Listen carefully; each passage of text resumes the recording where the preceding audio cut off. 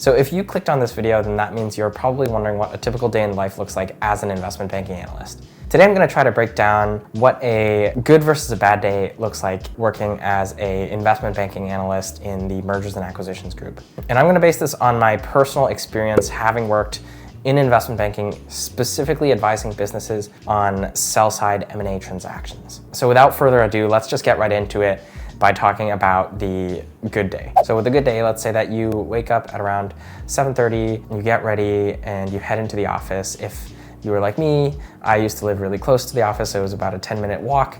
And so I would get to the office at around 8:30 or 9 in the morning, and as soon as I get into the office, say hi to my fellow analysts in the bullpen and ask around and see if any of them wanted to grab coffee. And so there was a blue bottle in the bottom of our building. We would grab a quick coffee, maybe get some breakfast, and head back to our desks. And so it's around 9:30, 10 a.m. that I get an email from my staffer telling me that, hey Matt, can you help this managing director on a pitch that they're going to be participating in? And so I hop on a call for about 30 minutes with the managing director and also an associate that's going to be helping out on this pitch. And we have a discussion about the context of this pitch. We learn that, okay, this pitch is happening next Friday. We're going to be competing against Goldman and Morgan Stanley, for example. And the goal is to advise this type of business on a sell-side M&A deal because they're going to market in a couple months. And so during that call, you're also taking notes, as all analysts typically do, and you afterwards walk over to your associate's desk and you guys have a quick conversation about how you're gonna split up the work. The associate says, hey, I'm gonna go and shell out the deck first, and why don't you start by pulling together some comps for this business in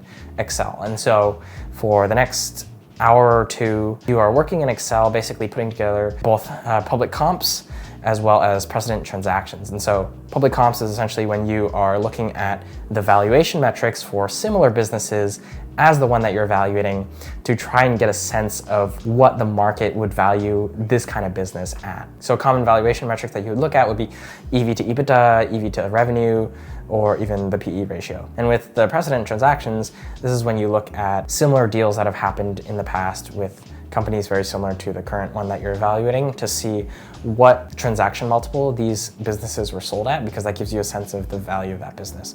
And in my group, there used to be a running list of precedent transactions that used to be updated every so often. And so you didn't have to start from scratch when you were looking to put together a precedent transactions list. But you did have to, of course, make sure that the list wasn't missing any of the more recent transactions and just validate some of the multiples to make sure that everything's accurate in there.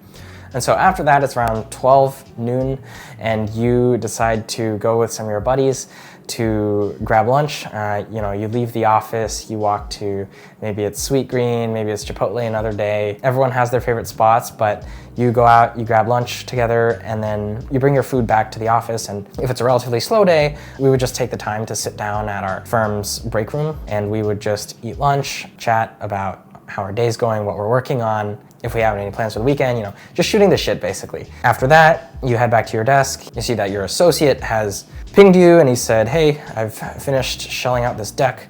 Why don't you take a look? And you take a look inside, you open up the PowerPoint, and you see that he's marked certain pages that he'll be taking versus certain pages that you'll be working on for the afternoon. And so for the rest of the afternoon, you're basically updating PowerPoint pages. You put the comps into the pitch, you put the precedents list into the pitch. There's a couple other pages that you're working on as well. And around 6 p.m., you feel like you're in a pretty good spot. You send the pages that you've been working on to your associate to review. And in the meantime, he also asks you to start putting together another page, basically breaking down the sales mix of the business. So understanding how are the total sales of the business broken down by geography, how are they broken down by their largest customers, how are they broken down by business segment, things like that. Because we want to get a more granular view of where the revenue from the business is coming from. And so you start working on that while you're waiting for comments on the other pages from your associate. And you also order dinner around 7 p.m. You decide to order sushi tonight because you like it, but also because you don't want to be too sleepy because you got to still work a little bit more. And so you get your sushi and you're eating it at your desk. And around 9 p.m. you get the comments back from your associate on the pages that you were working on earlier. And it's nothing too heavy, it's pretty light. So you wrap those up in about an hour, and it's around 10 p.m. And that's when you ping your associate and you tell them that, hey, you've completed the second round of comments and you've also made the other page for him to review, and he's pretty busy on another live deal, so he says thanks, and he says he'll review again tomorrow in the morning, and so that's your cue to sort of log off for the night. And so you Uber home from the office because it's past 9 p.m., so you get a free Uber. You get home, it's around 10:30, 11. So you wash up, you get in bed, you chill for a little bit, catch up on YouTube, maybe watch some Netflix, and then you call it a night around 11:30, midnight. Man. Apologies if my voice sounds a little bit weird. I'm actually recovering from a bit of a cold, so my throat is a little bit sore, but we're on this YouTube grind, and so we're gonna push through and still record this video. If you're finding this video helpful so far, make sure to hit the like and subscribe button if you haven't already. I really appreciate each and every one of you for supporting this channel, and I wanna continue putting out good content that you guys wanna see. So now let's talk about a very busy day in investment banking. A very busy day means that you're probably on a live deal and you're in the final stages of almost closing the deal, and you're very close to the finish line, but there's a lot of work that's going on. And typically what happens right before a deal closes is there is a ton of diligence that occurs by not just the buyer, but also a ton of advisors that they hire. We call it third-party diligence. And so a private equity firm, for example, will hire lawyers to do legal diligence. They'll hire consultants that specialize in all sorts of things. It could be like ESG topics for environmental diligence. It could be like benefits and insurance diligence. It could be, financial due diligence if they hire a Big Four accounting firm. This tends to be one of the more hectic times in an analyst's life because you are kind of playing this role of project manager / quarterback, and it requires you to be really on top of things and very organized. So let's say you get up at 7:30, you roll out of bed, and you check your email, and there's already like 10 emails from the night before in your inbox. And you have a call from 8 to 9 a.m. with the lawyers that the buyer has hired to conduct legal due diligence. And so you don't really have time to get to the office, so you roll out of bed and you take the 8 to 9 a.m. call from home. And during this time, you're taking frantic notes because as an analyst, even though you don't have to speak in most calls, you have to take very, very diligent notes, especially noting any follow-ups that come out of the call. And so the life of an analyst outside of the financial modeling and the PowerPoint making is really being super organized at taking notes and downloading files, saving down files, making sure that folders are organized, and managing the data room. The data room, for those of you who don't know what that is basically, it's like a Google Drive folder, except highly secure, where only people who are involved with the transaction can access certain specific files that company's management puts into the data room to use as part of their diligence process. And so the data room will typically have hundreds to thousands of files in it. Anything that a buyer could want to see, the management could potentially put into the data room. And so the investment banking analyst's job is to make sure that the data room is extremely organized, and that whenever somebody wants to find something,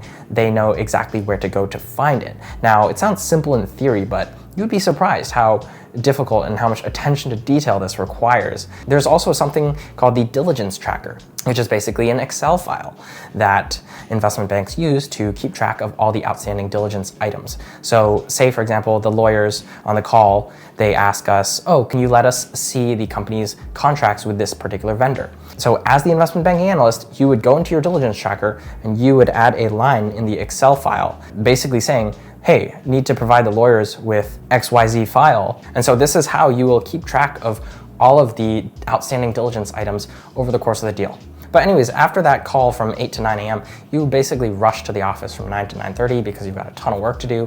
Once you get to the office, you start by updating the diligence tracker for that call, also cleaning up some of your notes. You see that the company's legal counsel has actually sent you a few of those files already that were requested by the buyer's legal advisors. So you quickly save down those files and update the diligence tracker, noting down the location in the data room for those files. Then afterwards, you take a quick coffee break. You don't really have time to step out of the office, so you just go and get a coffee quickly from the break room, and then you also grab a granola bar because you haven't eaten anything yet, and it's around 10:30. Now you get back to your seat and you don't actually have that much time to focus on a single task, because from 10:30 to 11:30 you're stuck in another call, except this time it is financial due diligence with a Big Four accounting firm that the buyer has hired to conduct financial due diligence. And so again, as the analyst, you aren't really able to multitask here because you're taking notes through the entire call and noting any follow-ups that come out of that call, as well as potentially answering any questions, although it's quite rare for the analyst to actually speak. Usually the associate is the one that's going to be piping up if there are any questions from the client. During that call, the accounting firm really wants to understand how certain line items in the company's quality of earnings report are being accounted for. Now, the quality of earnings report, otherwise known as a Q of E, is a very important aspect of any deal that you're going to be doing. And it's basically just a report that an accounting firm puts together that validates the financials of the business and also tries to come up with an accurate answer for what the adjusted EBITDA, or earnings before interest, taxes, depreciation, and amortization for the business is. Now, you might be wondering, why is this so important? And the reason is that the valuation of business is going to be typically based on a multiple of EBITDA. And so the quality of earnings report and just making sure that everything included in the company's financials are an accurate representation of the business is just critical. And so during that call, you also get an email from your managing director, basically asking the team to put together an updated financial summary for the business because the latest quarter's earnings just became available. And so after the call, you see that your associate's already responded and he's pinged you separately, asking you to get this going. And so you begin putting together a quick financial summary, incorporating the latest quarter's results. Now, this takes you until around 2 p.m. to complete, and then you send it to your associate for him to take a quick look. He gives you the okay, and then you shoot it to your managing director, basically write up an email giving the highlights of, hey, this is how we performed versus last quarter, here's how we're doing on a year-over-year basis, and just a few additional bullets of commentary explaining why we think the performance has trended in that way. And immediately after you shoot that email off, from basically 2 to 3 p.m., you're stuck in another call, except this time it's environmental due diligence.